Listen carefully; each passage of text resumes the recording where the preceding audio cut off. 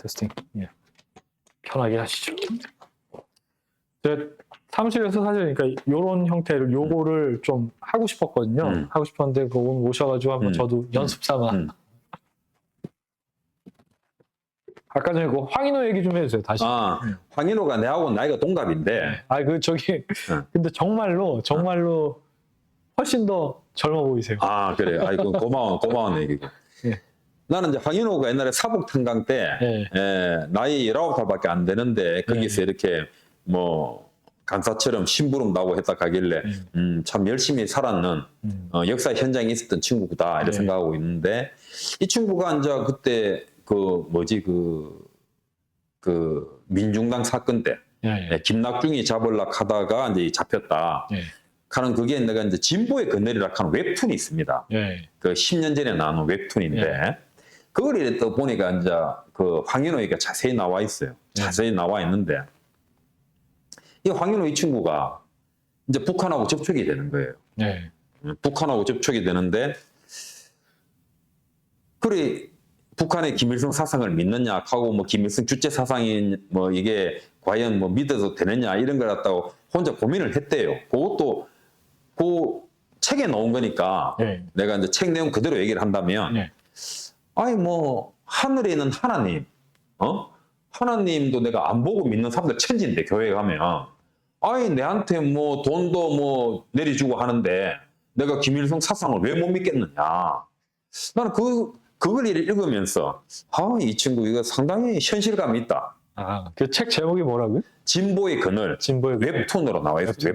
웹툰이니까 재밌어요. 보면 재밌는데 거기를 보면은 구국전에 했던 뭐 안 교수 얘기도 있고 그 김낙중이를 잡으려고 하다가 이 무슨 이렇게 마모 체계로 맞춰가지고 이제 이 황인호를 찾게 되는 거예요. 황인호 이게 뭐 중부 지역당인가? 그 중부 지역당 사건입니다. 그래가지고 황인호를 찾게 되는데 안기부에서 그러니까 보면은 황인호가 또 집에 식구들, 부인들, 애들 이런 걱정도 많이 하더라고.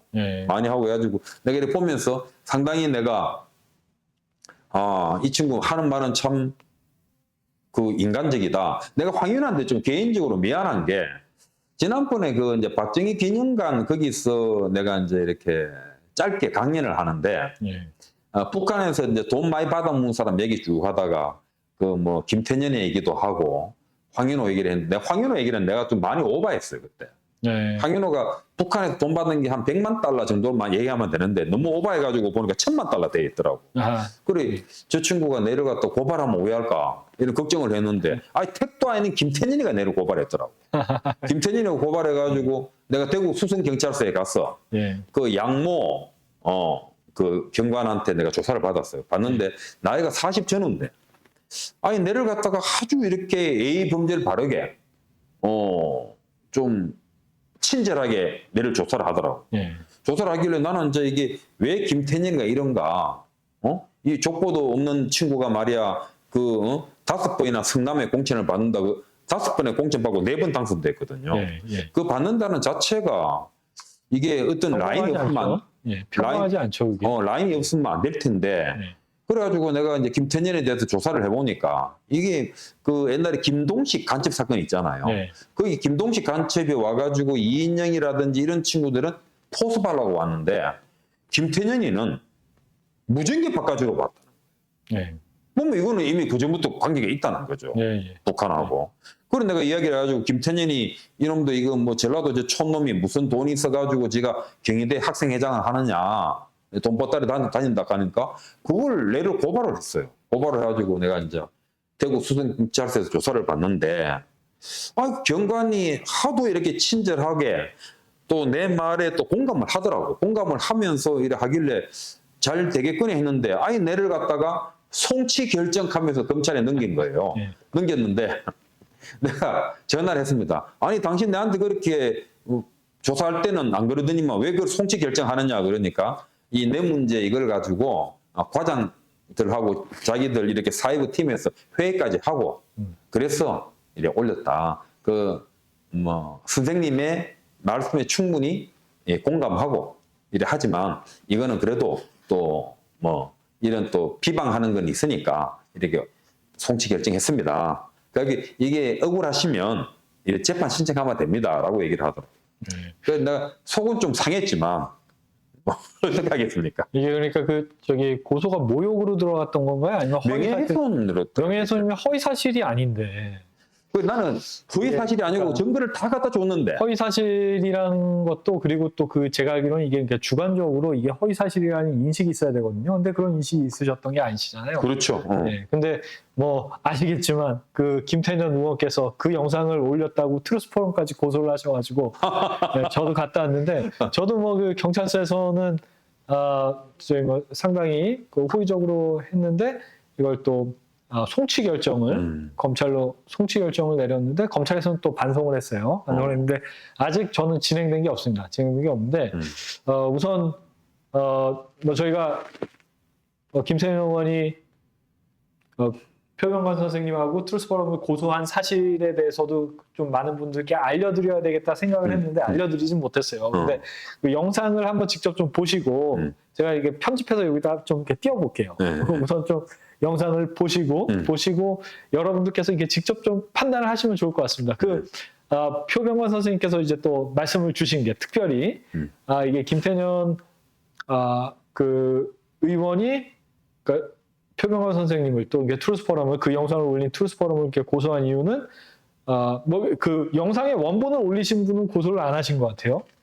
트루스포럼만 고소를 했는데 트루스포럼을 고소한 이유는 해당 영상이 쇼츠로 해가지고 지금 거의 한 140만 정도 너무 많이 퍼지니까 그랬던 것 같은데 표명관 선생님께서 말씀하신 거는 김태년 의원이 학교 다닐 때 돈을 엄청 많이 가지고 다녔다. 가방에도 돈을 가지고 다녔다. 네, 그리고 이게 북한에서 돈 받은 것일 가능성이 높다. 뭐 이런 취지의 말씀을 하셨던 거잖아요.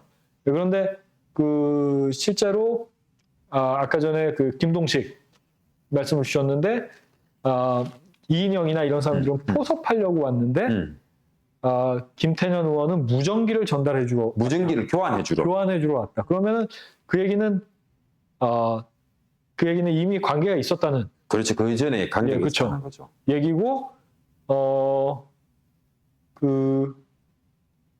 여기에 대해서는 아마 김태년 의원은 김동식 씨가 헛소리한 거다. 뭐 이렇게 주장을 하실지도 모르겠는데 그거는 뭐 듣는 분들이 알아서 판단을 하실 문제이고 어쨌거나 김태년 의원이 상당히 북한과 관련이 있다는 그런 심증은 분명히 있잖아요. 여기에 대한 국민의 판단은 공인으로서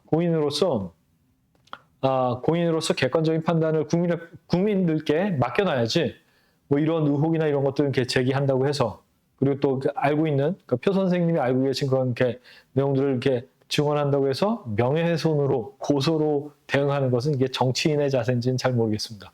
그 정치인 자세가 아니죠. 예. 국회의원 그게 4선이고 원내 대표란 말입니다. 예. 일당 다수당에서 예. 거기에서 이렇게 하면은 자기가 그걸 갖다가 설명을 해야죠. 거기에 대해서. 네, 그렇죠. 정치인인데. 정치인이고 하나의 헌법기관이고 국민 세금으로 거의 16년을 그렇게 받아 먹었다면 우리를 고소할 게 아니라 이거는 사실은 그렇지 않다. 김동식 사건도 있고 하지만 그렇지 않다. 나는 왜 김태년을 집었나 그러면은 김태년이 가는 이름 잘 모릅니다, 사람들. 그런데 성남에서 5번 공천을 받고 원내 대표를 하고 항상 요직에 있었어요. 그러면 이게 뭔가가 있단 말입니다, 이게. 네. 그러고 또 이렇게 보면은 보안법 폐지 뭐 이런 데 보면 항상 이름이 올라와 있어요. 거기 민주당이라고 다 그런 건 아니거든요. 네. 항상 보면은 대한민국 기존 질서를 조금 이렇게 깨겠다 하는 그 명단에 항상 들어있습니다. 그렇기 때문에 나는 사실 북쪽하고의 접촉은 내가 어린 시절 많이 했기 때문에. 어떻게 하셨어요? 어떻게? 네, 그거 궁금해하시는 분들도 되게 많으실 것 같아요. 제가 이제 74년도부터 이렇게 이제 공산당 교육을 받을 때 저희들 공부시켜 주는 사람들이 이제 옛날 남로당에 계시는 분들, 네. 또 일본의 조총련에 있는 분들, 또 이제 북쪽에서 내려오신 분들, 북쪽에서 내려오시는 분들. 그런 분들 오면 우리 집에 와가지고 아버지하고 같이 이렇게 모이고 합니다. 모이고 하는데, 저는 뭐 그걸 당연하게 내 같은 사람이 그때는 많은 줄 알았습니다. 그래서 저는 좀 약간 그런 또 특별한 가정에 이래 있는데, 한 가지 이상한 거는 김태년이 같은 경우는 북쪽에서 접촉할 때 주로 이래 서울대 출신들 합니다. 왜냐하면 이 명문대 출신들을 잡아놔야 밑에 쭉 따라오죠. 하급대학 잡아놓는데 명문대가 따라 안 갈 거 아닙니까? 그래서 주로 서울대를 하고, 그러기 때문에 그때 뭐 김영환이라든지 하영옥이라든지 그렇게 다 서울대 출신들이 많거든요. 법대가 특별히 이게 타겟이 됐던 것 같아요. 그런데 이거는 경희대. 근데 경희대 이거 보시는 분도 경희대 또 동문들 욕할 수 있는데. 오해하지 마시고. 오해하지 마시고. 경희대, 그것도 경희대 분교입니다, 분교. 경희대 분교 출신인데, 그 경희대 분교 이런 데는 그 학생 회장 선거하려고 하면 돈이 있어야 되거든요. 그 김태년이가 어디서 돈이 나오겠습니까? 그 저는 그때 이제 내가 기억을 소환을 하는 게, 내가 그 20대 때 받은 낭수표 중에 이름이 쭉 이렇게 해보면 김태년이라는 이름이 있었어요. 그 김태년이 이름이길래 이건 뭔데 이거? 먹기는 뭐 경희대학 이건 헛방이다. 이건 아무것도 아니야 하고 제가 무시를 해버렸어요. 그거는. 근데 이 친구가 국회의원이 되고 사선이 되고 민주당의 원내대표가 되고 이렇더라고. 잠깐만, 요거 사실 일반인들은 잘 모르시는 내용이고 그러니까 개인적인 경험이신 거잖아요. 개인적인 경험을 우선 공익을 위해서, 지금 대한민국이 얼마나 위험한 상황인지를 사람들한테 알리기 위해서 이 말씀을 해주시는 거잖아요. 그러니까 다시 한번 확인을 하면은 그 난수표 방송을 직접 들으셨고 그리고 또 그거를 해석을 해보니까 김태년이란 이름이 나왔다. 이름 김태년 이름 나왔고 그거 제가 무시를 해버렸죠. 뭐 경희대 대학이고 뭐 분교하는 나가 이런 거는 족보도 없다 이거. 그러니까 그 이름이 어떤 맥락에서 나온 건가요, 근데? 그러니까 이제 북쪽하고 접촉하고 북한테 협조하는 학생들 명단 이런 거 나오는데, 저는 그때 김태년이 가는 일단은 서울대도 아니고 서울대 연고대도 아니고 그것도 경희대도 본교도 아니고 분교란 말입니다. 그래가지고 제가 이거는 완전 제껴 놨죠. 그래서 저는 뭐 또 이거 보고 또 김태년이 또 내 고소한다 그러면 진짜 네 인간 아닌 게, 나는 그래서 김태년이가 가족들 중에 이러한 북하고 연계되어 있는 족보가 있는가 이런 의심을 해봅니다. 그런데 이런 것 가지고 김태년이 당신이 국회의원인데 이런 걸로 고소하면 안 됩니다. 아이고, 내한테 설명을 해주면 돼요. 아니라고. 그렇죠. 그러니까 적극적으로 그 의혹에 대해서 뭐 해소를 시켜주면 되죠. 근데 그 표명원 선생님은 우선은 뭐 개인적인 공산주의 활동을 하셨잖아요. 아버지 밑에서 또 북에서 내려오신 분들한테 교육도 받으시고. 교육도 받고. 그러니까 대한민국에 이런 분들 몇 분이나 계시나요? 나는 어릴 때 되게 많은 줄 알았어. 내 주변에 그 인력단 가족들하고 다 있으니까. 난 당연히 그런 줄 알았는데 내가 이렇게 거의 유일하신 것 같은데. 많지 않은 거예요. 저는 제가 아는 분 중에서는 유일하십니다. 그리고 또 대학교 때 뭐 북한에서 이렇게 내려온 사람들하고 이렇게 접촉한 사람들, 김동식 그 선생님이 말씀해 주신 것처럼 이렇게 그런 사람들이 있겠지만, 어렸을 때부터 그런 교육을 받은 사람은 제가 알기로는 표명원 선생님 유일하신다. 어쨌거나 그러니까 그런 경험들, 그리고 또 난수표 방송을 들었을 때 뭐 그 이름이 나왔던 그런 기억들에 비춰봤을 때 북한은 돈을 많이 받았을 것이다. 뭐 이런 취지의 말씀을 하셨던 거잖아요. 영사에서. 근데 그거를 김태년 의원이 그 영상을 보고 지금 고소를 한 건데, 고소 고발을 한 건데, 우선은 책임 있는 정치인으로서 오히려 그 의혹을 불식시켜주는 그런 이렇게 발언을 좀 명확하게 해주셔야지, 그냥 고소 고발로 때리시면은 참 이게 답답하네요. 답답하겠죠. 이게 만약에 제가 뭐 무죄 판결 받고 내가 이걸 갖다가 나중에 민주당 공천 심사할 때 김태년이가 이랬다 하는 거 내가 이렇게 하면 자기한테 불이익이 있으면은 내가 재판을 끝까지 하겠는데 불이익이 있는지 없는지 모르겠어요. 저 민주당이. 저 이거 방송 나가도 괜찮죠? 아무 상관없죠. 나는 이미 뭐 고소 당했는 입장인데. 뭐 저희도 지금 고소가 걸려 있긴 한데 근데 이게 그 중요한 내용이에요. 그러니까 이게 명예훼손이, 특히나 허위 사실에 의한 명예훼손은 제가 알기로 우선은 그 허위라는 주관적인 인식이 있어야 됩니다. 근데 이게 표병건 선생님은 주관적인 인식이 있으신 게 아니잖아요. 그러니까 그 진실이라고 생각을 하시고 말씀하셨고 또 개인적인 경험이나 이런 것들을 바탕으로 했을 때 그리고 트루스 포럼은 표병건 선생님께서 방송해 주신 내용을 그러니까 누군가 영상을 찍으셨죠. 그거를 저희가 쇼츠 편집해서 올렸더니 그게 뭐 한 150만 나오고 뭐 이렇게 됐는데 그거를 또 김태년 의원 쪽에서 보신 것 같은데 우선 이게 그 허위 사실이라는 주관적인 인식 자체도 없으시고 그리고 또 이 내용은 공공의 이익을 위해서 대한민국이 지금 얼마나 위험한 상황인지 사실은 아시는 분들은 정말 위험하게 생각을 하시지만 모르는 사람들은 개념 정말 아무런 생각 없이 그냥 살고 있지 않습니까? 그런 의미에서 공공의 이익을 위한 목적으로 발언을 하신 것이고 또 트루스 포럼은 그걸 영상으로 올린 건데 이걸 고소고발로 대응을 하시는 모습을 보면서 상당히 실망스러웠고 그래서 오늘 이 영상도 저희가 오히려 좀 공론화시킬 필요가 있을 것 같아요. 네, 그렇죠. 공론화시킬 필요가 있으니까 이 영상도 저희가 올려서 김태년 의원 쪽에서 어떤 대응을 하시는지 뭐 추가적으로 한번 같이 확인해 보시죠. 예, 나는 오히려 김태년이한테는 미안한 마음이 하나도 없고 황인호한테 내가 미안합니다. 황인호 거기 이게 이제 트루스 포럼 원본이 아니거든요. 박정희 거기 뭐 기념관 거기서 찍은 건데 그렇죠. 내가 황인호는 그 내하고 나이가 동갑이라서 내 동기다 그랬지. 황인호는 내 잘 몰라요. 그 동기다 했는데 그것도 자막에는 내 대학 동기다 이렇게 적어놨더라고. 황인호는 대학을 내가 안 간 걸로 압니다. 이분은 그러니까 이분도 대구신가요? 아닐 겁니다. 황인호는 내가 강원도인가 이런 걸로 알고 있는데 황인호 동생이 황인욱이라고 서울대 출신이고 그것도 뭐 운동권이라고 그러더라고요. 그 내가 진보에 그늘하는 그 웹툰을 이렇게 보면은 자기 어머님이 이쪽에 어떤 간첩을 만나가지고 그 자기 아들을 소개시켜 준 것 같아요. 그렇기 때문에 자기 어머님이 오히려 옛날에 좀 이렇게 자기 부모님께서 그런 의식을 가진 분들이 아닌가. 그런 내가 좀 이렇게 생각을 하고.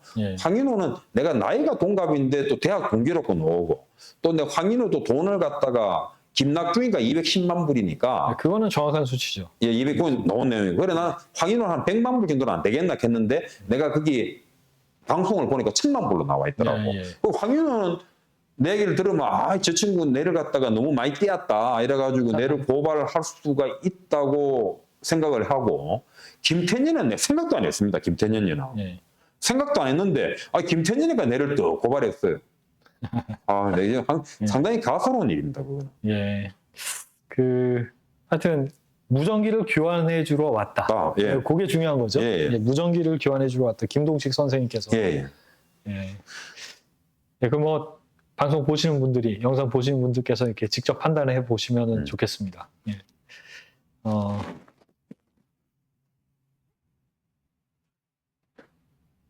제가 뭐 고소도 받고 있었기는 고소도 받았으니까 방송 계속 내도 안 되겠습니까? 뭐 일이 커질지는 모르겠는데, 근데 많은 분들이 이렇게 모르셔서 좀 많이, 김부겸 의원 같은 경우에는 포섭하러 왔다가 거부했잖아요. 그렇죠. 거부했는데 김태년 의원 같은 경우에는 그래도 무전기를 전달하러 왔다. 김부겸이도 그때 돈은 500만 원 받았죠. 그때 이선 씨라도 500만 원 돈은 받았죠. 그러니까 이런 사실 자체를 모르는 사람들이 되게 많이 있어요. 그리고 이번에 그 설훈 의원 그 기사 보셨나요? 네, 봤습니다. 보좌관이 그 군사 정보를 빼돌려서 정확하게 어떻게 됐죠? 이렇게 그 군사 정보를 어쨌거나 이렇게 빼돌린 혐의가 포착됐는데 간첩 혐의가 포착이 됐는데 뭐 서른 쪽에서는 당연히 뭐 나랑 관계 없는 일이다, 개별적인 활동이다, 뭐 이렇게 하고 있는데 4급 보좌관이거든요. 4급 보좌관이면은 최고 측근이. 그렇죠. 최고 측근이죠. 이런 사람을 그냥 이렇게 뽑는다. 그 말이 좀 안 맞고. 그리고 어느 신문에서 보셨어요? 어느 신문에서 보셨어요? 기사를. 그 기사. 그 기사 기억 안 나는데 하여튼 SNS 봤습니다. SNS. 그걸 제가 검색을 해보니까 두 군데밖에 없어요. 하나가 뉴데일리 그리고 스카이 데일리인가요? 아, 조중동이는 없구나. 인터넷 검색해 보시면요. 일반 기사, 그 인터넷 기사로는 그 두 개가 전부입니다. 이게 지금 대한민국 인터넷 언론의 현실이에요. 저는 이게 그러니까 그 서른원 보좌관이 그런 사람이었다는 것 자체도 참 심각한 일이지만 그 대한민국 인터넷 언론의 현실이 정말 위험하다. 근데 사실 저는 이 대한민국에서 이 좌파들이 에어리언처럼 예. 번식을 갖다가 정말 빠르게 하는 거. 예. 거기에 대한 원죄는 저는 국민의힘, 예. 또 조중동 이런 데 있다고 예. 있다고 보는 게 저는 이거 여기 우리는 고소 당하더라도 실명을 그대로 얘기하겠습니다. 대구 경상북도의 그 단체장인 그 이철우 도지사는 안기부 출신입니다. 안기부 출신인데 저한테 이렇게 말을 합니다. 내가 지금 이 대한민국의 주사파라든지 이런 게 너무 강력하다. 그 세력들이. 그러니까 이제 이철우의 말입니다. 이제 우리나라에서 북한 추종 세력들이 하나의 정치 세력화되어 있다는 걸 인정해야 된다. 자, 이거 기가 막힌 일이거든요. 저는 지금 그러니까. 민주당, 아까 전에 이제 김부겸이 얘기를 했지만, 김부겸이도 대화를 이렇게 제가 이렇게 해보면은 상당히 왔다 갔다 합니다. 김부겸 의원하고는 약간 이렇게 접촉이 교육이 짧은 수간이나마 친하게 지냈고, 그것도 그 부인도 저희 어머님 이렇게 입원해 있을 때 죽도 직접 갖다 주시고, 굉장히 내가 그 부인은 반일 종족주의 선언 이영훈 씨 여동생입니다. 그렇죠. 저는 제가 참 고마움도 가지고 있습니다. 고마움도 가지고 있는데, 사실 어머님 아프실 때 죽까지 가져오셨는 분인데, 근데 김부겸이 씨도 이런 말을 합니다, 저한테. 통합진보당은 자기가 국회의원 할 때 보면 쟤들은 자기들 상임위원회하고 관계없는 자료를 굉장히 많이 요구를 한다. 그건 의심한다는 거거든요. 김부겸이도. 또 그래 얘기를 하면서 또 김부겸이는 또 통합진보당 해체는 또 반대를 하더라고요. 해서는. 그런데 김부겸 씨도 이야기해보면 굉장히 상충되는 게 많아요. 그런데 김부겸 씨는 이제 보면 사람 보면은 누구나 좋아할 수 있는 스타일입니다. 노는 거 좋아하고. 그러니까 제가 이해하기로는 북한에 완전히 포섭되신 분들이 계시고, 그러니까 자생적인 사회주의자 그룹이 있고, 그리고 또 지금 말씀드린 그 첫 번째 그룹과 두 번째 그룹에 선동당한 사람들이 있고, 그런 것 같은데, 그 김부겸 의원 같은 경우에는 두 번째가 아닌가. 두 번째가 아닌가. 그러니까 이게 첫 번째 그룹하고 두 번째 그룹이 섞여 있고 또 세 번째 그룹도 섞여 있잖아요. 그러니까 그러다 보니까 사실은 조금 많이 이렇게 혼란스러운 게 사실이고, 두 번째 그룹 같은 경우에는 나는 북한하고 연결이 없다 이렇게 주장을 할 수가 있죠. 있기는 있죠. 근데 그분들이 가지고 계신 어떤 이렇게 사회주의적인 사상이나 이런 것들이 문제가 있는 것과는 별도로 그런 주장들을 하실 수는 있는 것 같은데, 방금 전에 이렇게 중요한 말씀을 해주셨는데, 이철우 도지사님께서 북한을 추종하는 세력이 정치 세력화돼 있다는 걸 인정을 해야 된다.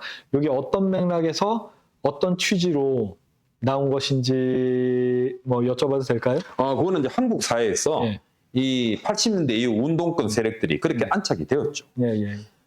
기억나실지 모르겠지만 94년도인가 그 서강대 박홍 총장, 박홍 총장이 대한민국 대학은 김일성 주사파가 다 장악해 있다.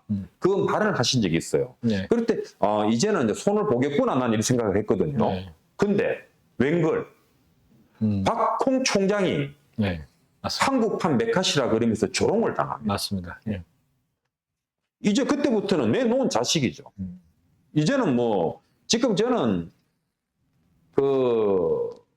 북한하고 교감하는 사람들은 저는 뭐 1000명 내외, 네.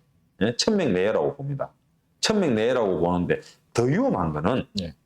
북한하고 아무 관련도 없고 진보라고 하는 것이 사회공산주의를 의미하는 것도 잘 모르는 분들. 지난번 선거 때 이재명을 찍었던 1600만 명들이 있습니다. 네. 그분들이 난 더 위험하다고 봐요. 네. 그분들은 이 북한의 내막 이런 걸 잘 모릅니다. 네. 그 지금 그 추종하는 세력들은 서로 자기 검열을 하고 지금 뭐 내가 연예계 쪽 이야기를 들어보니까 지금은 이제 권력이 바뀌어가지고 정권이 바뀌어가지고 이제는 우파 가수들 많이 안 되고 좌파들은 못 살까 아이가 갈게네. 절대 그렇지 않다는 거예요. 네. 그 좌파 가수 중에 이제 안치환이, 네. 정태춘이 이런 사람들은 우리나라의 그 대기업 노동조합 행사를 할 수 있는 회사가 거의 500개, 1000개가 된답니다. 네. 거기 매일 분리간답니다. 매일. 거기 한 달에 10건만 가도, 10군데만 가도 짭짤하게 돈 벌 수 있고. 잘 보시겠네요. 그러고 뭐, 안치환이 가는 친구는 그 뭐 몇백억짜리 건물도 이렇게 가지고 있고, 4개. 100억. 100억이 넘는 건물을 갖다가 뭐 연납동인가 거기 뭐 4개를 가지고 있고, 한 개가 아니고 4개라 그러더라고. 야. 가지고 있고, 마누라는 그 이렇게 아주 그 고급 백화점에 VIP 회원이랍니다. 네. 아유, 참. 자본주의의 단물을 빨아먹으면서. 그렇지. 이 자본주의의 기제는 100% 활용하고, 그리고 이 친구들이 또 곡을 쓸 때는 아예 검열 당하는 곡을 쓴대요. 네. 검열 당하는 곡. 네. 지금 요즘 노는 거 뭐 그 새끼인가 이 새끼 간 노래 있죠. 예. 윤석열 뭐 이 새끼 하는 노래. 예. 그런 딱 만들어 가지고 금지곡 되잖아요. 그러면 이제 USB 뭐 500원짜리 USB 이렇게 곡 담아 가지고 그걸 10,000원, 20,000원에 파는 거예요. 참 정말 자본주의적이에요. 그렇지. 와, 참 이거 보고 배워야 되나 싶어요. 저는 그 이석기, 이석기. 그래도 어떤 양가적인 감정이 존재하는데 그 되게 나쁜 사람이고 그 대한민국의 정체성 자체를 이렇게 부정하는 좀 위험한 사람인데, 근데 그 어떤 면에서는 진짜 이렇게 본받아야 되나 싶은 게 기업가잖아요. 매출이 수십억, 100억대 찍고 막 훌륭하죠. 예. 제가 이렇게 트루스포럼 활동을 하면서 보니까 결국에는 그 뜻 있는 친구들, 트루스포럼에 이렇게 공감하고 같이 이렇게 활동하는 친구들이 결국에는 생업 때문에 다 흩어지거든요.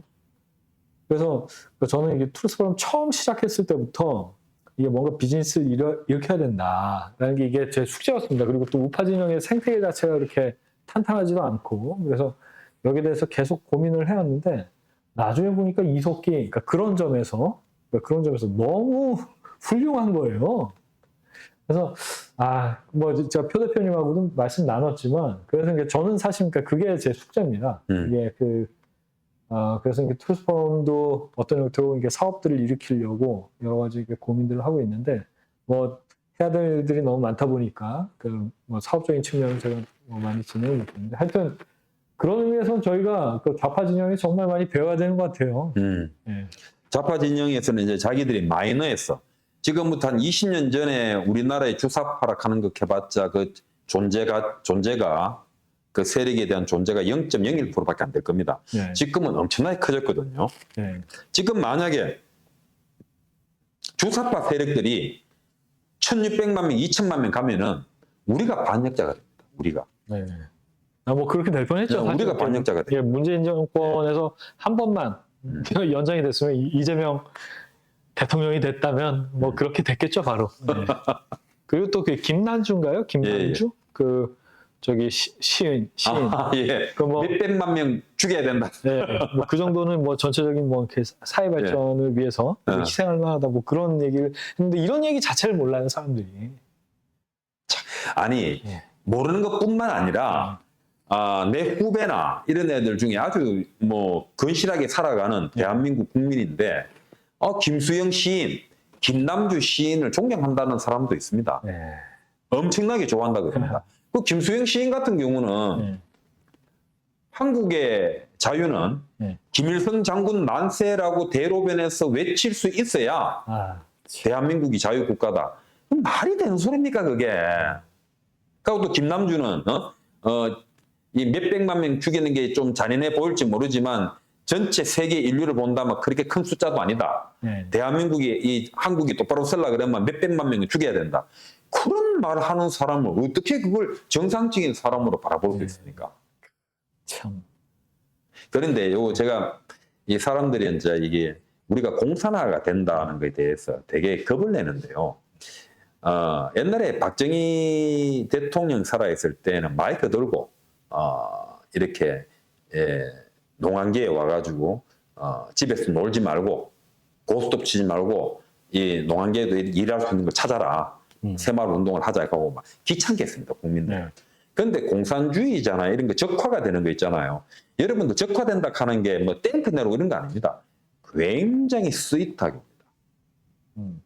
여러분들이 나중에 진짜 여러분들을 포섭하고 공산주의자들 만나면요. 밥값, 술값 그 사람들 다 냅니다. 다 내고요. 항상 부드럽고 달콤하게 나옵니다. 지금 우리가 문재인 때 경험했잖아요. 문재인이라는 사람 어떤 사람입니까? 부드러운 남자 이미지죠. 아니 베트남이 월남이 공산 국가한테 지는 걸 보고 통쾌해서 또 자기가 존경하는 리영익 하는 사람은 또 마오 보고 마오 문역을 보고 정말 위대하다. 그런 사람을 갖다가 존경한다 그러면 우리가 뭐 어떻게 하겠습니까? 근데 하여튼 공산당이라든지 적화되는 거는 여러분들 생각하는 것처럼 무섭게 다가오는 것이 아니라 정말 달콤하게 옵니다. 정말 여러분 주머니에 돈도 넣어줄 수 있고 항상 여러분들에게 교양적인 말, 또 굉장히 높은 고담 준론을 가진 인문학자 같은 그런 식으로 다가옵니다. 미소를 가지고. 우리 옛날에 방공영화처럼 이 방공영화 새로 찍어야 됩니다. 아주 부드럽게 돕니다. 부드럽게. 지옥으로 가는 길은 아름다운 섬으로 그렇죠. 포장되어 있죠. 예, 아주 달콤하게 옵니다. 아이고, 참 이게 어쨌거나 이게 대한민국 국민들이 깨어나야 되는데 그래도 저는 개인적으로 이게 문재인 대통령께 한 가지 감사한 게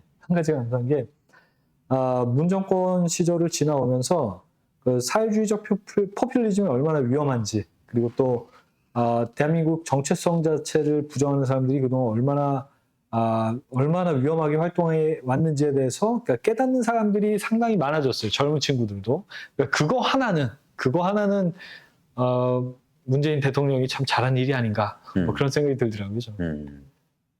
근데 지금도 보이긴 해요. 문재인이 지지율이 윤석열 지지율보다 더 높은 것 같던데 보니까. 이게 근데 그 지지율 조사에 대해서도 여러 가지 얘기가 있는데 여론조사 기관들 이렇게 신뢰할 만한 건지 그러니까 우선 여기에 대한 의문이 있고 그리고 여기에 대해서 이렇게 공식적으로 이렇게 여론조사를 어떻게 왜곡하고 있는지 이게 대한민국의 여론조사 기관이 제가 정확하게 생각은 안 나는데 한 100여 개 정도인데 그 중에서 이제 주로 활동하는 데는 한 20여 개 정도인데 그 언론사하고 다 유착이 돼 있어가지고 이렇게 자기들 안에서 이렇게 돈다고 하더라고요. 국정원장 하신 분이 말씀해 주셨는데 최근에 그래서 그렇게 여론 조작을 어떤 형태로 하고 있는지에 대해서 그 패턴을 분석하셔가지고 지금 이렇게 국가기관들하고 공유하고 계시다고 말씀을 하시는데 여론조사 자체가 문제가 상당히 심각한 것 같아요. 우선 이렇게 그 문제가 있고 그 30%에 깨지지 않는 철옹성 같은 대개명 조직이 집단이 분명히 존재하는 건지 아니면 이것도 실체가 없는 건지에 대해서도 사실 좀 그렇고 이게 한 가지 저희가 확실하게 인식해야 할 거는 대한민국의 언론 현실 설훈 의원 보좌관이 그러니까 4급 보좌관이면은 보좌관 중에서는 그러니까 비서관 중에서는 제일 핵심이지. 대빵이잖아요. 대빵인데 이 사람이 간첩 행위를 했다. 간첩 활동을 해왔다. 그런데 기사는 안 나요. 이게 지금 대한민국의 현실입니다. 그래서 우리가 지금 대한민국 현실이 이렇다는 것에 대해서 우선 명확하게 인식하고 인지하고 있어야지 우선 여기에 대한 공감대가 좀 제대로 형성이 돼야지 좀 바꿔나갈 수 있지 않을까 좀 그런 생각이 들더라고요. 그럼 뭐 서른이 얘기 나와서 그러는데 뭐 서른이나 지금 민주당 쪽에 있는 사람들은 경쟁적으로 북한하고 친하게 지내려고 하는 사람들 많습니다. 이번에 이완영이 통해 가지고 대선 전에 북한하고 가야 되겠다. 북한하고 갔다 오면 표가 도움이 된다고 생각하고 지금 제가 뭐 다른 데서도 이런 말씀을 드렸지만 제가 북한 가가지고 이 보이부나 젊은 애들을 보면은 걔들은 북한을 갔다 오셨나요? 예. 그 단체에서 내복 갖다 주러도 내가 한번 갔다 오고 노무현 정부 때 갔다 왔는데 합법적으로 합법적으로 그 가면은 그 나이가 든 사람들은 그런 걸 안 묻습니다. 나이가 젊은 애들 30대 한 후반쯤 되는 그런 보이부 애들 그런 애들 저한테 묻습니다. 우리 체제를 선생님은 어떻게 생각하십니까?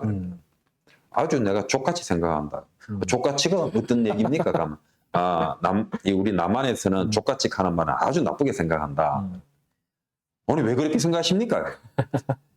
너 그 북조선이라는 나라가 옛날에는 이 조선 시대 때는 이 상업 유통 물량을 갖다가 60% 70%를 내가 움직였다. 개성상인 어주상인 가면 대단했다. 그런 나라가 지금 거지 나라가 됐잖아 경제적으로. 에이, 돈이 전부 다는 아니지 않겠습니까? 야, 이 무릇 국가라 하는 거는 먹고 사는 문제가 1번이야. 내가 너희들 빨갱이들하고 때려가지고 무슨 얘기를 하겠노? 그러니까 이놈들 하는 말이 딱 그래. 선생님, 우리는 남조선의 그 박정희가 이룩한 현대화 산업을 높게 평가합니다. 근데 남조선의 빨갱이들은 박정희를 갖다가 국립묘지에서 파내야 된다고 말을 합니다. 남조선 빨갱이들이 더 문제예요. 제가 그 이야기를 듣고 그럴 수가 있다. 왜냐하면 북한이라는 나라는 이미 공산당이 이게 집권 세력입니다. 집권 세력이기 때문에 이 애들은 현실적이죠. 현실적으로 대한민국을 인정하고 대한민국의 좋은 부분은 또 봐야 되고 하니까 이 박정희라 하는 이 현대화 산업에 대해서는 높게 인정한다. 그런 말 할 수가 있죠. 근데 대한민국에 있는 이 자생직 진짜 뭐라 해야 되겠노? 문지방 장군 집안에서 막 골목대장질 하는 이 빨갱이들은 방구석이요. 방구석 빨갱이들 얘들은 지금 대한민국에 대해서 디스를 막 해야 되거든. 어떤 의미에서는 이 북쪽하고의 여러 연관은 갖고 있지만 야들이 또 북쪽을 어떤 면에서는 안 좋아할 수도 있어요. 북쪽도 애들 마찬가지고 얘들은 이미 정상적인 애들은 아니거든요. 누가 임종수야 그랬는지 누가 그랬는지 모르겠지만 한때 문재인 정부 때 중고등학생들 수학여행을 한번 추진한 적이 있었대요. 북한 쪽에. 근데 북한에서 노합니다. 그때 임수경이 올라가가지고 김일성이가 주는 선물을 갖다가 그냥 던지 놔놓고 놀러 갔다고 북한 사람들 경악을 하는데 우리나라 중고등학생들이 평양 그 수학여행 가가지고 자유로운 모습 보여줘 보세요. 어떻게 되겠습니까? 그러니까 이 남조선 빨갱이란 존재들은 지금 친일파 놀이 무슨 놀이 많이 하고 있잖아요. 근데 아까 전에 왜 그 보수주의 하는 거 있잖아요. 네, 보수주의 그 얘기를 좀 나눴으면 하는데 저기 컴퓨터 배터리가 거의 다 돼가지고 제가 충전기 좀 잠깐 꽂겠습니다. 그리고 저 4시 반인데 괜찮으세요? 4시 40분인데 괜찮으세요? 이거 마치고 가야지. 아유, 그래도 이거 오늘 찍은 것도 찍은 건데 오늘 또 이렇게 뒤쪽에 중요한 얘기 많이 해주셨네. 재밌으시죠? 재밌는 게 아니라 사람들이 좀 내가 하는 말 좀 들어주면 좋겠다 그런 생각. 그래서 저는 표범원 선생님 트루스 포럼 서울대에서 그때 오셔서 강연했을 때도 되게 인상적이었는데 하여튼 최대한 좀 많이 전달이 됐으면 좋겠어요. 그리고 또 이렇게 특허에서 만든 쇼츠나 이런 것들이 이렇게 또 많이 퍼져가지고 그 영상도 3시간짜리 거의 2시간 반 영상이 되게 많이 퍼졌었거든요. 그때 그래서 그거는 30만 원 이상 받더라고. 예, 예. 그 긴 거를, 그지? 예. 그래서 하여튼 뭐 저희가 할 수 있는 거는 최대한 해야죠. 뭐 고소를 당하더라도 고소당하는 건 아무것도 아니지. 예, 뭐 근데 뭐 바로 잡긴 바로 잡아야죠. 예. 저희 부당하게 공격당하는 것들을 그동안 사실 이렇게 너무 그냥 좀 소극적으로 대응했던 것 같아요. 그래서 예, 좀 이런 것들 이제 적극적으로 이제 좀 대응을 하려고 합니다. 예, 그 보수주의 얘기 아까 해주시죠. 예. 이제 보수주의 그러면 사람들이 보수주의를 갖다가 좋아하는 사람도 있는데 예. 보수주의는 명백한 북한의 또 공산주의자들의 용어 전술입니다. 용어 전술임 측면이 있죠. 예. 그 70년대에 내가 이제 공산당 교육을 받을 때 저희 어른이 이제 너희 앞으로 사회주의라든지 공산주의 이런 말을 하지 말고 진보란 말로 바꿔라. 진보로 해라. 아버지 어차피 진보하고 혁신계는 사회주의를 말하지 않습니까? 그러니까 너희들이 교육받은 사람은 알지만 일반 국민들은 모른다. 그러니까 너희들이 인민이란 말 절대 쓰지 마라. 쓰지 말고 앞으로 우리 진보란 표현을 써라. 근데 제가 놀라운 거는 이게 한 80년대 말 90년대 가가지고 갑자기 이 공산주의자들이 던진 보수주의란 말을 쑥 물어버리더라고. 보수주의가 아니라 보수라는 말. 보수란 말을 그냥 물어버리더라고. 옛날에 박정희 시대 때 뭐 보수 정치 이런 말 안 했습니다. 자유민주주의 그랬죠. 근데 보수란 말을 잡아버려요. 근데 이게 인지심리학 이런 데서 이렇게 테스트를 해보면 네 보수냐 진보냐 했을 때 진보라고 가는 사람이 86%라는 거예요. 86%. 일단 보수라 그러면 떠오르는 게 뭐냐? 수구, 좀 퇴폐, 기득권 이런 게 연상된단 말입니다.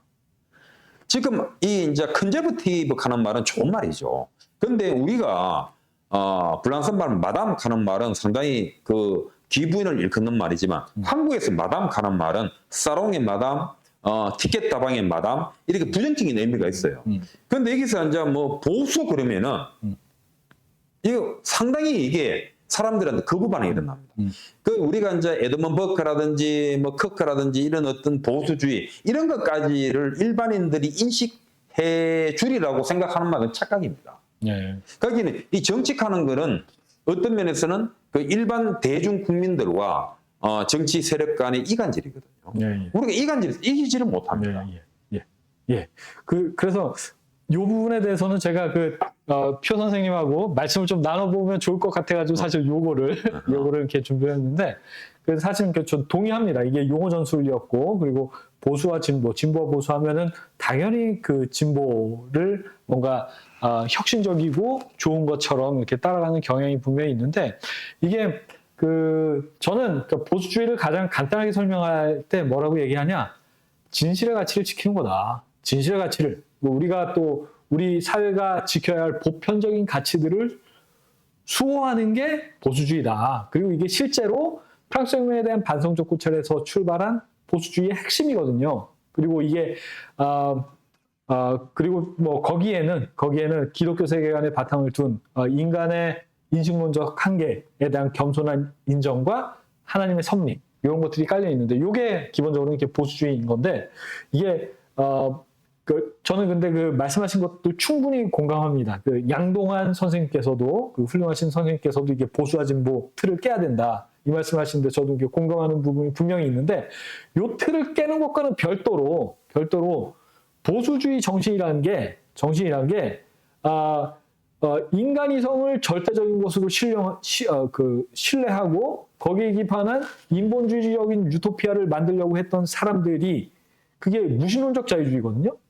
그 사람들이 인류 역사상에 얼마나 많은 참상들을 야기했습니까? 천국을 만들겠다고 하면서 이 땅에 천국을 만들겠다고 하면서 프랑스 혁명가들이 그랬고 마르크스주의자들이 그랬잖아요. 그리고 또 실존주의자들이 그거 따라갔고 그런 역사적인 배경에서 그걸 저항한 사람들이 보수주의자거든요.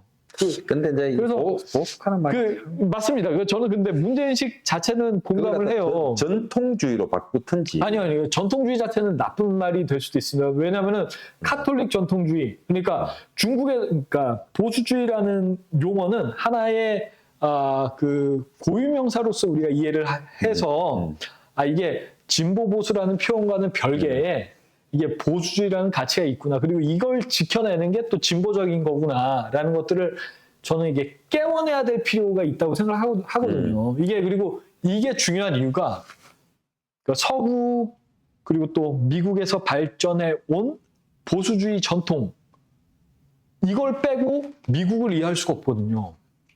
그렇기 때문에 저는 이게 보수와 진보의 틀을 깨는 거는 필요하다고 생각을 합니다. 필요하다고 생각을 하는데 보수주의가 무엇인지 이게 그 인본주의적인 유토피아를 만들려고 했던 마르크스를 포함해서 이런 사람들과 대항해온 보수주의자들의 역사, 그 사상적인 역사에 대해서도 그 사람들을 이렇게 깨어내고 알릴 필요가 있다고 생각을 하거든요. 이게 말씀해 주신 것처럼 이게 사상의 전쟁이잖아요. 그렇죠? 사상의 전쟁이기 때문에 이게 이제 사상의 전쟁인데 저놈들은 어떻게 말하니까 막 생각의 전쟁이라 그러죠. 예. 그러니까 야들은 말을 항상 쉽게 합니다. 맞습니다. 이게 사상의 전쟁이고 생각의 전쟁이기 때문에 저는 사실 이제 공감합니다. 이게 그 저희가 문화적인 접근이 필요하고 사람들한테 이렇게 쉽게 전달할 필요가 있는데 그렇기 때문에 진실의 가치를 지키는 게 보수주의다. 너는 거짓말 지지하냐? 너 그러면은 예, 저는 이런 얘기도 진실의 가치라 하지만은 물론 보수주의자들이 추구하는 가치는 높게 인정하지만 이 정치락 하는 거는 거의 중학교 한 2, 3학년 50대 중반에 있는 아줌마들 그 수준의 마음을 누가 가져오느냐의 싸움이거든요. 맞습니다. 그거 뺏겨버리면은 그러니까 제가 그때 88년도에 그때 간첩 아저씨 하나 또 와가지고 간첩 아저씨. 그때 제가 그런 얘기를 너무 쉽게 하시니까 그 사람들 보고 제가 하는 얘기가 이제 서울 올림픽 이후에 대한민국은 이제는 북한이 따라올 수 없는 경지에 갔다 이제 어떻게 할 거냐. 참, 미스터 표는 뭘 몰라. 대한민국이 어떤 나라예요? 자유민주주의 국가야. 자유민주주의 국가란 건 말이야. 선거에 의해서 뒤집어지는 거야. 선거 기술자들을 우리가 양성하면은 판은 뒤집게 돼 있어. 저는 그 말을 듣고 에이 영감쟁이 이제 죽을 때 다 돼가지고 근데 지금 와가지고 딱 보니까 그 말이 맞는 거예요. 그래서 김일성이가 대한민국은 선거에서 디빌 수 있으니까 선거꾼들을 우리가 양성을 하면은 대한민국은 우리들의 스테이크다. 그게 참 재밌는 게요. 그 미국의 시카고 학파가 물론 이게 이제 경제 쪽이니까 요거 약간 좀 자유진영. 프랑크푸르트파는 요 이제 약간 요는 이제 또 사회학 쪽이니까 좀 좌파진영, 좌우진영이 나눠진단 말이죠. 여기에서 한 몇 년 전에 자기들 조사했는가 아마 이 한국이 북한에게 먹힐 수도 있다라고 하는 그런 전제가 나와요. 왜냐하면 대한민국은 지금 이 몸, 뼈대 이런 거는 거인입니다. 거인이 돼가 있는데 생각, 이 내구조는 거의 유치원생이에요. 맞습니다. 맞습니다. 그러니까 지금 우리가 강조하면 안 되는 게요.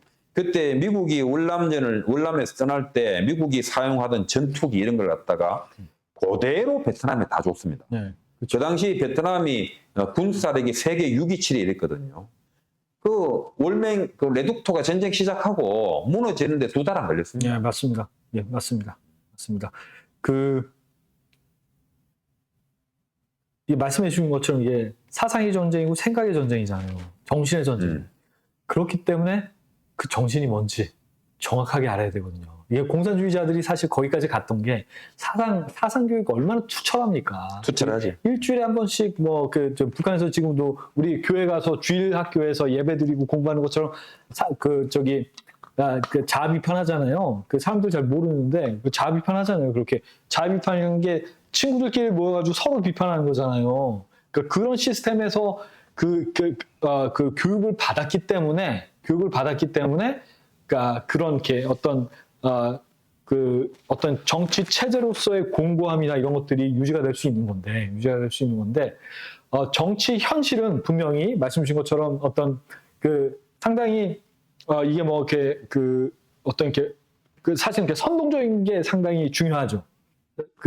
일반인들에게 호소력 있게 접근하는 것, 저는 그거 중요하다고 생각하는데 이게 가능하려면은 사상의 기저가 탄탄해야 되거든요.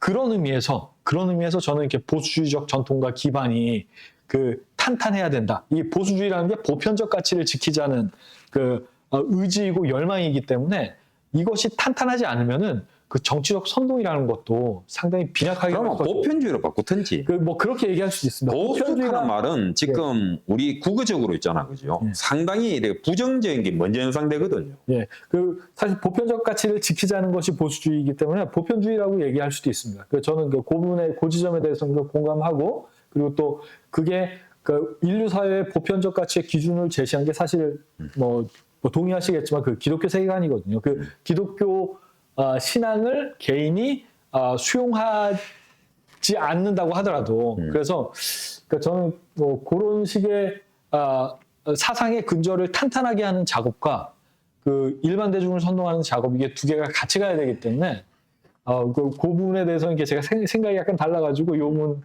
좀 말씀을 나눠보고 싶었어요. 공산주의자들은 상당히 유연한 게 세계에서 첫 번째 공산주의 혁명이 성공했는 게 어디냐, 아마 1987년도 파리 고민. 파리 고민. 파리 고민인데 2달 만에 무너졌어요. 파리 고민이 2달 만에 무너졌는데 누구에 의해서 무너졌느냐? 공산주의자들의 편인 무산 대중들. 그 당시 파리의 고민을 지키고 있던 시민군이 있었다면 이 시민군 파리 고민을 공격하는 일반 그 정부군이 있었죠. 그 정부군의 무산 대중들, 쫄따구 병사들이 파리 고민을 지키고 있는 그 시민군을 다 죽여버립니다. 죽어가면서 그 시민군들이 외칩니다. 너도 나와 똑같은 무산 대중 아니냐? 왜 내를 죽이느냐? 우리가 지금 원하는 세상은 너나 나나 우리 같은 사람을 위하는 건데 그 정부군은 죽이면서 얘기를 합니다. 너희들은 하나님을 부정했지 않느냐? 이렇게 얘기를 합니다. 자, 여기에서 레닌, 스탈린 굉장히 중요한 결정을 합니다. 하나님을 인정해라. 하나님을 받아들여라. 그렇기 때문에 제3세기인 라틴 아메리카, 남아메리카라고 하면은 그 기독교, 카톨릭 이쪽에 쫙 공산주의가 들어갑니다. 해방신앙을 빈정해가지고. 지금 굉장히 유연합니다. 이 공산당들이 머리가 나쁜 게 절대 아니고 안에 들어가 보면요. 지금 아까 전에 내가 보편주의 말을 했는데 제국주의, 마르크스가 말하는 제국주의와 지금 안토니오 네그리 또 마이클 헌트입니까? 이 공제했는 제국주의, 그 제국은 완전히 다릅니다. 거기에 제국이라고 하는 것은 변방, 경계, 보편주의입니다. 보편주의가 사라지면은 제국주의는 실패한다. 제국주의는 경계 지짐이 있지만 항상 제국의 의식과 제국에 갖고 있는 세계관이 이쪽으로 넘어가도 이 사람들이 보편적으로 받아들일 수 있어야 제국주의가 승리가 된다고 얘기합니다. 그렇기 때문에 이 공산주의는 나름대로는 계속 진화하려고 노력을 하고 있어요. 그렇기 때문에 그 우리가 이렇게 보수락하는 말들도 조금 고민해가지고 일반 우리 국민들, 우리 대중 국민들이 받아들였을 때 정말 흔쾌히 받아들일 수 있는 말을 해야 되지. 그런데 보수하는 말은 너무 나쁘게 인식돼가 있거든요. 여기까지 하자. 내 지금 가야 된다. 예, 오늘 좋은 말씀 해주셨네요. 감사합니다. You are welcome. 네. 아이고, 나중에 와가지고 진짜 밤새도록 얘기도 하고. 한번 해보시죠. 1박 2일로 얘기도 하고 해야 돼. 재밌을 것 같습니다. 재미도 있고 가치가 있다니까. 맞습니다. 가치가 있다고. 나는 보면 내가 우리 아들들이 들어온다 대학 때 다 마르크스 보여. 그러니까 내가 그걸 하는데 애먹었다니까. 아이고. 할 때 내가 할아버지 어떤 사람들 이야기 다 해줬지. 아이고. 그 집안 가정을 얘기해 주니까 우리가 그런 집이었어요. 막 내가 또 받은 지령도 얘기해 줘. 지령이 얼마나 무자비했던가. 저 영상으로 보신 분들 다음에 또 인사드리도록 하겠습니다. 인사하시죠. 다음에 뵙겠습니다. 트럼프 포럼 화이팅! 화이팅! 표명관 선생님 화이팅! 땡큐! 좋네. 아이고 재밌.